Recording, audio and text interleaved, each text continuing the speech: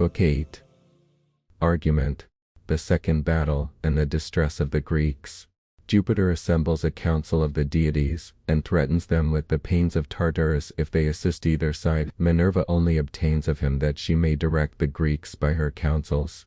The armies join battle. Jupiter on Mount Ida weighs in his balances the fates of both, and affrights the Greeks with his thunders and lightnings.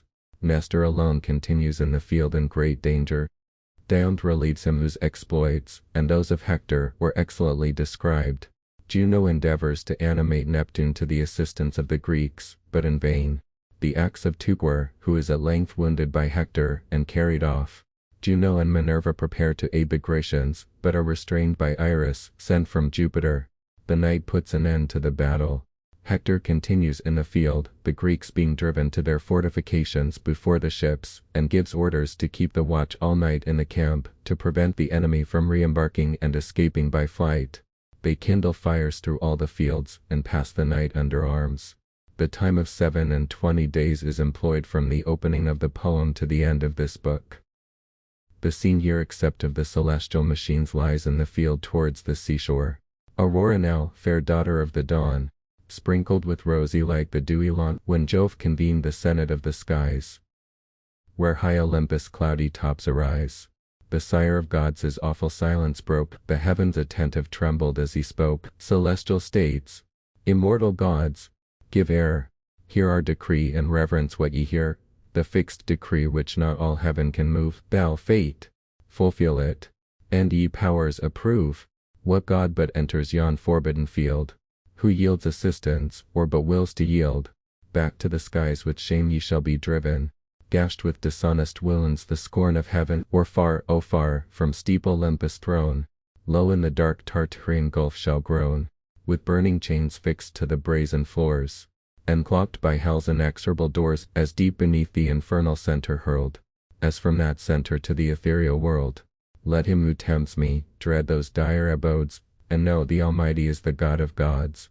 League all your forces, then, ye powers above, join all and try the omnipotence of Jove. Let down our golden everlasting chain, whose strong embrace holds heaven and earth and main. Strive all, of mortal and immortal birth, to drag, by this, the thunderer down to earth. Ye strive in vain. If I but stretch this hand, I heave the gods, the ocean, and the land. I fix the chain to great Olympus' height, and the vast world hangs trembling in my sight. For such I reign unbounded and above, and such are men and gods compared to Jove. The Almighty spoke, nor durst the powers reply. A reverent horror silenced all the sky. Trembling they stood before their sovereign's look. At length his best beloved, the power of wisdom, spoke. O first and greatest, God by gods adored, wield thy might, our Father and our Lord. But, permit to pity human state, if not to help at least lament their fate. From fields forbidden we submiss refrain, with arms uniting mourn our Cargives slain, yet grant my counsel still their breasts may move, or all must perish in the wrath of Jove. The cloud-compelling god her suit approved, and smiled superior on his best beloved, then hauled his coursers, and his chariot took. The steadfast firmament beneath them shook, wrapped by the ethereal steeds the chariot rolled. Brass were their hoofs, their curling manes of gold, of heaven's undrossy gold the god's array. Refulgent flashed intolerable day. High on the throne he shines, his coursers fly between the extended earth and starry sky. But when to Ida's topmost height he came, fair nurse of fountains, and of savage game, where o'er her pointed summits proudly raised, his fame breathed odors, and his altar blazed. There from his radiant car, the sacred sire of gods and men released the steeds of fire. Blue ambient mists the immortal steeds embraced. High on the cloudy point his seat he placed. Thence his broad eye the subject world surveys, the town and tents and navigable seas. Now had the grey and snapped a short repast, and buckled on their shining arms with haste. Troy roused as soon, for on this dreadful day, the fate of fathers, wives, and infants lay. The gates unfolding pour forth all their train. Squadrons on squadrons cloud the dusky plain. Men, steeds, and chariots shake the trembling ground. The tumult thickens, and the skies resound. And now with shouts the shocking armies closed. Took lances, shields to shields opposed. Host against host with shadowy legends drew. The sounding darts and iron tempests flew. Victors and vanquished joined promiscuous cries. Triumphant shouts and dying groans arise, with streaming blood the slippery fields are dyed, and slaughtered heroes swell the dreadful tide, long as the morning beams increasing bright. O'er heaven's clear azure spread the sacred light, calm mutual death the fate of war confounds, each adverse battle gored with equal wounds, but when the sun the height of heaven ascends, the sire of gods his golden scales suspends, with equal hand, in these explored the fate of Greece and Troy and poised the mighty weight. Pressed with its load, the Grecian balance lies, low sunk on earth, the Trojan strikes the skies. Then Jove from Ida's top his horror spreads, the clouds burst dreadful o'er the Grecian heads, big lightnings flash, the muttering thunder rolls, their strength he withers, and unmends their souls. Before his wrath the trembling hosts retire, the gods in terrors and the skies on fire, nor great Idomeneus that sight could bear, nor each stern Ajax, thunderbolts of war, nor he, the king of war, the alarm sustained. Nestor alone amidst the storm remained, unwilling he remained, for Paris' dart had pierced his courser in a mortal part, fixed in the forehead, where the springing mane curled o'er the brow, it stung him to the brain. Mad with his anguish, he begins to rear, paw with his hoofs aloft, and lash the air. Scarce had his falchion cut the reins, and fried the unnumbered chariot from the dying steed, when dreadful Hector, thundering through the war, poured to the tumult on his whirling car. That day had streft beneath his mathless hand, the hoary monarch of the Pylian band. But Dium beheld from forth the crowd, he rushed, and on Ulysses Aldo loud, "Whither, oh whither does Ulysses run? O flight unworthy great Clarit's son! Mixed with the vulgar shall thy fate be found, pierced in the back, a vile dishonest wound? O turn and save from Hector's direful rage, the glory of the Greeks, the Pylian sage." His fruitless words are lost unheard in air. Ulysses seeks the ships and shelters there, but bold Tydides to the rescue goes.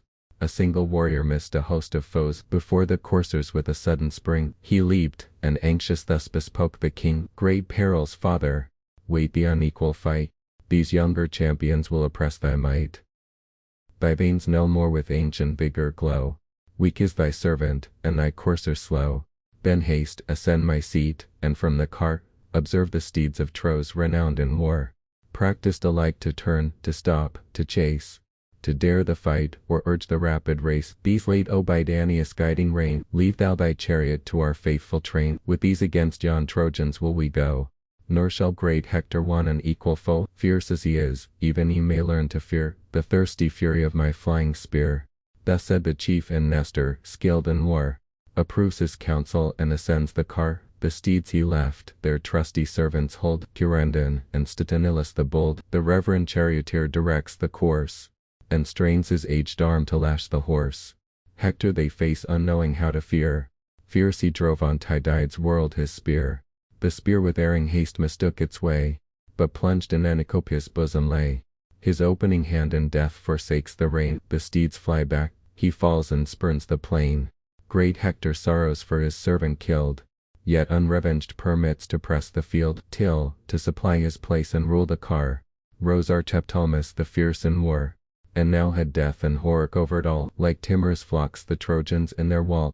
Aenlost had bled, but Jove with awful sound rolled the big thunder o'er the vast profound. Full in Tydides' face the lightning flew, the ground before him flamed with sulphur blue. The quivering steeds fell prostrate at the sight, and Nestor's trembling hand confessed his fright. He dropped the reins, and shook with sacred dread, thus turning warned the intrepid Diom, "O chief, too daring in thy friend's defense, retire advised, and urge the chariot hence. This day, averse, the sovereign of the skies assists great Hector, and our palm denies. Some other son may see the happier hour, when Greece shall conquer by his heavenly power. 'Tis not in man his fixed decree to move, the great will glory to submit to Jove." "O reverend prince," Tydides thus replies, "thy years are awful, and thy words are wise. But ah, what grief should haughty Hector boast, I fled inglorious to the guarded coast, before that dire disgrace shall blast my fame, o'erwhelm me, earth, and hide a warrior's shame." To whom Gerenian Nestor thus replied, "Gods, can thy courage fear the Phrygians' pride? Hector may vaunt, but who shall heed the boast? Not those who felt thy arm, the Dardan host, nor Troy yet bleeding in her hero's loss, not even a Phrygian dame who dreads the sword that laid in dust her loved lamented lord. he said, and, hasty o'er the gasping throng, drives the swift steeds, the chariot smokes along, the shouts of Trojans thicken in the wind, the storm of hissing javelins pours behind. Then with a voice that shakes the solid skies, pleased, Hector braves the warrior as he flies. Go, mighty hero, graced above the rest, in seats of council and the sumptuous feast, now hope no more those contours from thy train. Go less than woman in the form of man, to scale our walls, to wrap our towers in flames, to lead in exile the fair Phrygian dames. Thy once proud hopes, presumptuous prince, are fled. This arm shall reach thy heart, and stretch thee dead. Now fears dissuade him, and now hopes invite, to stop his coursers, and to stand the fight.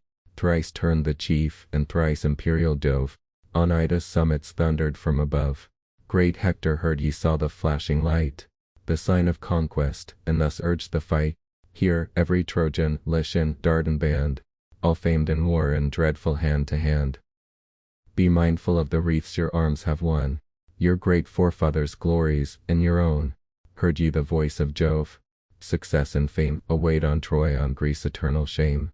In vain they skulk behind their boasted wall, weak bulwarks destined by this arm to fall. High o'er their slighted trench our steeds shall bound, and pass victorious o'er the cleft mound. Soon as before yon hollow ships we stand, fight each with flames and toss the blazing brand, till, their proud navy wrapped in smoke and fires, all Greece encompassed in one blaze expires. Furious he said, then bending o'er the yoke, encouraged his proud steeds while thus he spoke. Now, Canthus, Ethon, Clampus, urge the chase. And thou, Podargus, prove thy generous race. Be fleet, be fearless, this important day, and all your master's well-spent care repay. For this, high-fed, in plenteous stalls ye stand, served with pure wheat, and by a princess hand. For this my spouse, of great accession's line, so oft has steeped this strengthening grain and wine. Now swift pursue, now thunder uncontrolled. Give me to seize rich Nestor's shield of gold, from Tydeus' shoulders strip the costly load. Belenian arms, the labor of a god. These if we gain, then victory, ye powers. This night, this glorious night, the fleet is ours. That heard, deep anguish stunned Saturnia's soul. She shook her throne that shook the starry pole, and thus to Neptune, thou whose force can make the steadfast earth from her foundation shake. Seest thou the Greeks by fates unjust oppressed, nor swells thy heart in that immortal breast? Yet Aegae, Hellas, thy power obey, and gifts unceasing on thine altars lay. Would all the deities of Greece combine, in vain the gloomy thunderer might repine. So should he sit, with scarce a god to friend, and see his Trojans to the shades descend. Such be the scene from his Idytean bower, ungrateful prospect to the sullen power. Neptune with wrath rejects the rash design. What rage, what madness, furious queen, is thine? I war not with the highest. All above, submit and tremble at the hand of Jove. Now godlike Hector, to whose matchless might Jove gave the glory of the destined fight, squadrons on squadrons drives and fills the fields with close-ranged chariots and with thickened shields. Where the deep trench in length extended lay, compacted troops stand wedged in firm array. A dreadful front, they shake the brands and threat with long destroying flames the hostile fleet. The king of men, by Juno's self-inspired, toiled through the tents and all his army fired. Swift as he moved, he lifted in his hand his purple robe, bright ensign of command. High on the midmost bark the king capered. There, from Ulysses' deck, his voice was heard. To Ajax and Achilles reached the sound, whose distant ships the guarded navy bound. O Argives, shame of human race, he cried. The hollow vessels to his voice replied. Where now are all your glorious boasts of yore, your hasty triumphs on the Lemnian shore? Each fearless hero dares 100 foes, while the feast lasts, and while the goblet flows. But who to meet one martial man is found, when the fight rages and the flames surround? Almighty Jove, O sire of the distressed, was ever king like me oppressed? With power immense, with justice armed in vain, my glory ravished and my people slain. To thee my vows were breathed from every shore. What altar smoked not with our victims' gore? With fat of bulls I fed the constant flame, and cast destruction to the Trojan name.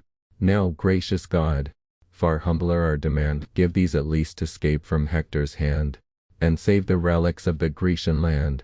Thus prayed the king, and heaven's great Father heard his vows in bitterness of soul preferred. The wrath appeased, by happy signs declares, and gives the people to their monarch's prayers. His eagle, sacred bird of heaven, he sent, upon his talons trust, divine portent. High o'er the wondering hosts he soared above, who paid their vows to Pantomphacian Jove. Then let the prey before his altar fall. The Greeks beheld, and transport seized on all. Encouraged by the sign, the troops revive, and fierce on Troy with doubled fury drive. Tydides first, of all the Grecian force, o'er the broad ditch impelled his foaming horse, pierced the deep ranks, their strongest battle tore, and dyed his javelin red with Trojan gore. Young Agelaus Phradmon was his sire, with flying coursers shunned his dreadful ire. Struck through the back, the Phrygian falcon pressed, the dart drove on and issued at his breast. Headlong he quits the car, his arms resound, his ponderous buckler thunders on the ground. Forth rush a tide of Greeks, the passage fried, the Catrides first, the Aegaeans next succeed, Meriones, like Mars in arms renowned, and godlike Edaman now past the mound. Evaesemon's son next issues to the foe, and last young Teucor with his bended bow. Secure behind the Telamonian shield, the skillful archer wide surveyed the field. With every shaft some hostile victim slew, then close beneath the sevenfold orb withdrew. The conscious infant so, when fear alarms, retires for safety to the mother's arms. Thus Ajax guards his brother in the field, moves as he moves and turns the shining shield. Who first by Teucer's mortal arrows bled, Gorsalubus then fell Ormenus dead. The godlike Laophon next pressed the plain, with Phromius, Diator, Alphalestic slain. Bold Camopacon breathless sunk to ground, the bloody pile great Melanippus crowned. Heaps fell on heaps, sad trophies of his art, a Trojan ghost attending every dart. Great Agamemnon views with joyful eye, the ranks grow thinner as his arrows fly. O youth forever dear, the monarch cried, thus always thus thy early worth be tried. Thy brave example shall retrieve our host, thy country's savior and thy father's boast. Sprung from Anhalion's bed thy sire to grace, the vigorous offspring of a stolen embrace. Proud of his boy, he owned the generous flame, and the brave son repays his cares with fame. Now hear a monarch's vow, if heaven's high powers give me to raise Troy's long defended towers. Whatever treasures Greece for me design, the next rich honorary gift be thine. Some golden tripod, or distinguished car, with coursers dreadful in the ranks of war, or some fair captive, whom thy eyes approve, shall recompense the warrior's toils with love. To this the chief, with praise the rest inspire, nor urge a soul already filled with fire. What strength I have, be now in battle tried, till every shaft in Phrygian blood be dyed. Since rallying from our wall we forced the foe, still aimed at Hector have I bent my bow. 8 forky arrows from this hand have fled, and 8 bold heroes by their points lie dead. But sure some god denies me to destroy this fury of the field, this dog of Troy. He said it and twanged the string. The weapon flies at Hector's breast and sings along the skies. He missed the mark but pierced Gorgytheo's heart, and drenched in royal blood the thirsty dart. Fair Astianira, nymph of form divine, this offspring added to King Priam's line. As full-blown poppies, overcharged with rain, decline the head and drooping kiss the plain. So sinks the youth, his beauteous head depressed, beneath his helmet drops upon his breast. Another shaft the raging archer drew, that other shaft with erring fury flew. From Hector, Phoebus turned the flying wound, yet fell not dry or guiltless to the ground. Thy breast, brave arch Heptalmus, it tore, and dipped its feathers in no vulgar gore. Headlong he falls, his sudden fall alarms the steeds that startle at his sounding arms. Hector with grief his charioteer beheld, all pale and breathless on the sanguine field. Then bids Ebriones direct the rein, quits his bright car and issues on the plain. Dreadful he shouts, from earth a stone he took, and rushed on Teucer with the lifted rock. The youth already strained, the forceful youth, the shaft already to his shoulder drew. The feather in his hand, just winged for flight, touched where the neck and hollow chest unite, there where the juncture knits the channel bone. The furious chief discharged the craggy stone. The bowstring burst beneath the ponderous blow, and his numbed hand dismissed his useless bow. He fell, but Ajax's broad shield displayed, and screened his brother with the mighty shade, till great Alastor and Mestius bore the battered archer groaning to the shore. Troy yet found grace before the Olympian sire. He armed their hands, and filled their breasts with fire. The Greeks repulsed, retreat behind their wall, or in the trench on heaps confusedly fall. First of the foe, great Hector marched along, with terror clothed, and more than mortal strong, as the bold hound, that gives the lion chase, with beating bosom and with eager pace, hangs on his haunch, or fastens on his heels, guards as he turns, and circles as he wheels. Thus off the Grecians turned, but still they flew, thus following Hector still the hindmost slew.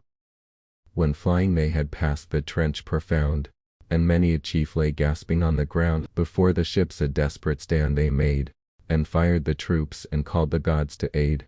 Fierce on his rattling chariot Hector came, his eyes like Gorgon shot a sanguine flame, that weathered all their hosts. Like Mars he stood, dire as the monster, dreadful as the god. Their strong distress the wife of Jove surveyed, then pensive thus to worse triumphant made: O daughter of that god, whose arm can wield the avenging bolt, and shake the sable shield, now, in this moment of her last despair, shall wretched Greece no more confess our care, gone down to suffer the full force of fate, and drain the dregs of heaven's relentless hate. Gods! Shall one raging hand thus level all? What numbers fell? What numbers yet shall fall? What power divine shall Hector's wrath assuage? Still swells the slaughter, and still grows the rage. So spake the imperial regent of the skies, to whom the goddess with the azure eyes. Long since had Hector stained these fields with gore, streft by some Cargive on his native shore. But he above, the sire of heaven, withstands, mocks our attempts, and slights our just demands. The stubborn god, inflexible and hard, forgets my service and deserved reward. Saved I, for this, his favorite son distressed, by stern Ecristius with long labors pressed. He begged, with tears he begged, in deep dismay. I shot from heaven, and gave his arm the day. Oh, had my wisdom known this dire event, when to grim Pluto's gloomy gates he went, the triple dog had never felt his chain, nor Styx been crossed, nor hell explored in vain. Averse to me of all is heaven of gods, at thee to suit the partial thunderer nods, to grace her gloomy, fierce, resenting sun. My hopes are frustrate, and my Greeks undone. Some future day, perhaps, he may be moved to call his blue-eyed maid his best beloved. Haste, launch thy chariot, 3 on ranks to ride, myself will arm and thunder at thy side. Then, goddess, say, shall Hector glory then? That terror of the Greeks, that man of men, when Juno's self and Pallas shall appear, all dreadful in the crimson walks of war. What mighty Trojan then, on yonder shore, expiring, pale and terrible no more, shall feast the false and glut the dogs with gore? She ceased, and Juno reined the steeds with care. Heaven's awful empress, Saturn's other heir, Pallas, meanwhile, her various bale unbound, with flowers adorned, with art immortal crowned. The radiant robe her sacred fingers wove, floats in rich waves, and spreads the court of Jove. Her father's arms her mighty limbs invest, his cuirass blazes on her ample breast. The vigorous power the trembling car ascends, shook by her arm, the massy javelin bends, huge, ponderous, strong, that when her fury burns, proud tyrants humbles, and whole hosts o'erturns. Saturnia lends the lash the coursers fly, smooth glides the chariot through the liquid sky. Heaven's gates spontaneous open to the powers, heaven's golden gates, kept by the winged hours. Commissioned in alternate watch they stand, the sun's bright portals and the sky's command, close or unfold the eternal gates of day, bar heaven with clouds, or roll those clouds away. The sounding hinges ring, the clouds divide, prone down the steep of heaven their course they guide. But Jove, incensed, from Ida's top surveyed, and thus enjoined the manzy-colored maid: Thaumantia, mount the winds and stop their car, against the highest who shall wage the war? If furious yet they dare the vain debate, thus have I spoke, and what I speak is fate. Their coursers rushed beneath the wheels shall lie, their car in fragments, scattered o'er the sky. My lightning these rebellious shall confound, and hurl them flaming, headlong, to the ground. Gone down for 10 revolving years to weep, the wounds impressed by burning thunder deep. So shall Minerva learn to fear our ire, nor dare to combat hers and nature's sire. For Juno, headstrong and imperious still, she claims some title to transgress our will. Swift as the wind, the various-colored maid, from Ida's top her golden wings displayed, to great Olympus' shining gate she flies. There meets the chariot rushing down the skies, restrains their progress from the bright abodes, and speaks the mandate of the sire of gods. What frenzy goddesses, what rage can move celestial minds to tempt the wrath of Jove? Desist, obedient to his high command. This is his word, and know his word shall stand. His lightning your rebellion shall confound, and hurl ye headlong flaming to the ground. Your horses rushed beneath the wheels shall lie, your car in fragments scattered o'er the sky. Yourselves condemned 10 rolling years to weep, the wounds impressed by burning thunder deep. So shall Minerva learn to fear his ire, nor dare to combat hers and nature's sire. For Juno, headstrong and imperious still, she claims some title to transgress his will. But thee what desperate insolence has driven to lift thy lance against the King of Heaven? Then, mounting on the pinions of the wind, she flew, and Juno thus her rage resigned. O daughter of that god whose arm can wield the avenging bolt and shake the saber shield, no more let beings of superior birth contend with Jove for this low race of earth. Triumphant now miserably slain, they breathe or perish as the fates ordain. But Jove's high counsels full effect shall find, and ever constant ever rule mankind. She spoke, and backward turned her steeds of light, adorned with manes of gold and heavenly bright. The hours unloosed them, panting as they stood, and heaped their mangers with ambrosial food.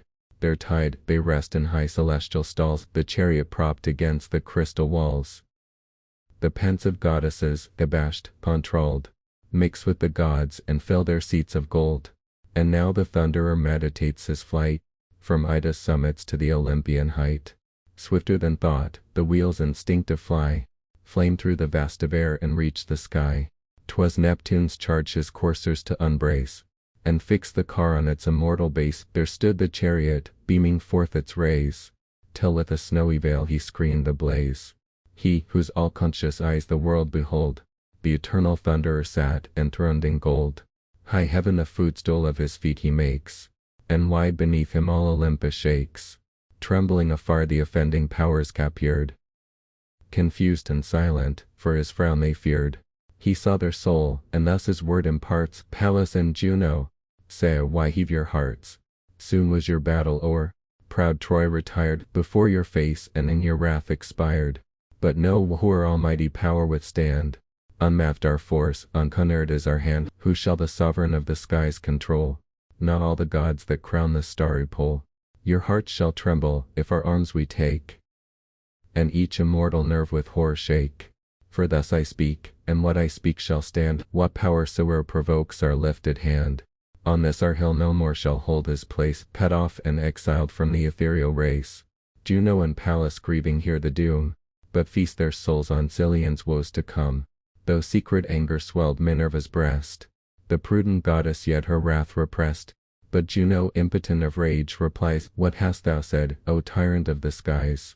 Strength and omnipotence invest thy throne. 'Tis thine to punish, ours to grieve alone. For Greece we grieve, abandoned by her fate, to drink the dregs of thy unmeasured hate. From fields forbidden we submiss refrain, with arms uniting see our Cargives slain. Yet grant our counsel still their breasts may move, lest all should perish in the rage of Jove. The goddess thus, and thus the god replies, who swells the clouds and blackens all the skies. The morning sun, awaked by loud alarms, shall see the almighty thunderer in arms. What heaps of Cargives then shall load the plain? Those radiant eyes shall view, and view in vain. Nor shall great Hector cease the rage of fight, the navy flaming, and thy Greeks in flight, even till the day when certain fates ordain that stern Achilles, his Patroclus slain, shall rise in vengeance and lay waste the plain. For such is fate, nor canst thou turn its course. With all thy rage, with all thy rebel force, fly, if thou wilt, to earth's remotest bound, where on her utmost verge the seas resound, where caustic Betis and Saturn dwell, fast by the brink, within the streams of hell. No sun-ear jails the gloomy horrors there, no cheerful gales refresh the lazy air. There are once more the bold Titanian band, an arm in vain for what I will shall stand. Now deep in ocean sunk the lamp of light, and drew behind the cloudy veil of night. The conquering Trojans mourn his beams dead, the Greeks rejoicing bless the friendly shade. The victors keep the field, and Hector calls a martial council near the navy walls. These to Samander's bank apart he led, where thinly scattered lay the heaps of dead. The assembled chiefs, descending on the ground, Attend his order and their prince around. A massy spear he bore of mighty strength. A full 10 cubits was the lance's length. The point was brass, refulgent to behold. Fixed to the wood with circling rings of gold, the noble Hector on his lance reclined. And, bending forward, thus revealed his mind. Ye valiant Trojans, with attention hear. Ye Dardan bands and generous aids, give ear. This day, we hoped, would wrap in conquering flame Greece with her ships and crown our toils with fame. But darkness now, to save the cowards, falls, and guards them trembling in their wooden walls. Obey the night, and use her peaceful hours, our steeds to forage and refresh our powers. Straight from the town be sheep and oxen sought, and strengthening bread and generous wine be brought. Wide o'er the field, high blazing to the sky, let numerous fires the absent sun supply. The flaming piles with plenteous fuel raise, till the bright morn her purple beam displays, lest, in the silence and the shades of night, Greece on her sable ships attempt her flight. Not unmolested let the wrecks gain their lofty decks, or safely cleave the main. Some hostile wound let every dart bestow, some lasting token of the Phrygian foe. Wounds that long hence may ask their spouses' care, and warn their children from a Trojan war. Now through the circuit of our Ilian wall, let sacred heralds sound the solemn call, to bid the sires with hoary hunters round, and beardless youths our battlements surround. Firm be the guard, while distant lie our powers, and let the matrons hang with lights the towers, lest, under covert of the midnight shade, the insidious foe the naked town invade. Suffice tonight these orders to obey, a nobler charge shall rouse the dawning day. The gods, I trust, shall give to Hector's hand, from these detested foes to free the land, who plowed with fates averse the watery way, for Trojan vultures a predestined prey. Our common safety must be now the care, but soon as morning paints the fields of air, sheathed in bright arms let every troop engage, and the fired fleet behold the battle rage. Then shall Hector and Tydides prove, whose fates are heaviest in the scales of Jove. Tomorrow's light, oh haste the glorious morn, shall see his bloody spoils in triumph borne. With this keen javelin shall his breast be gored, and prostrate heroes bleed around their lord. Certain as this, oh, might my days endure, from aging glorious and black death secure, so might my life in glory know no bound. Like Pallas worshipped, like the sun renowned, as the next dawn, the last they shall enjoy, shall crush the Greeks and end the woes of Troy. The leader spoke. From all his host around, shouts of applause along the shores resound. Each from the yoke the smoking steeds untied, and fixed their headstalls to his chariot side. Fat sheep and oxen from the town are led, with generous wine and all-sustaining bread. Full Hetams lay burning on the shore, the winds to heaven the curling vapors bore. Ungrateful offering to the immortal powers, whose wrath hung heavy o'er the Trojan towers. Nor Priam nor his sons obtained their grace. Proud Troy they hated, and her guilty race. The troops exulting sat in order round, and beaming fires illumined all the ground, as when the moon, refulgent lamp of night, o'er heaven's pure azure spreads her sacred light, when not a breath disturbs the deep serene, and not a cloud o'ercasts the solemn scene. Around her throne the vivid planets roll, and stars unnumbered gild the glowing pole. O'er the dark trees a yellower verdure shed, and tip with silver every mountain's head. Then shine the vales, the rocks in prospect rise. A flood of glory bursts from all the skies. The conscious swains, rejoicing in the sight, eye the blue vault and bless the useful light. So many flames before proud Ilion blaze, and lighten glimmering Cantus with their rays. The long reflections of the distant fires gleam on the walls and tremble on the spires. 1,000 piles the dusky horrors gild, and shoot a shady lustre o'er the field. Full 50 guards each flaming pile attend, whose umbered arms, by fits, thick flashes send. Loud neigh the coursers o'er their heaps of corn, and ardent warriors wait the rising morn.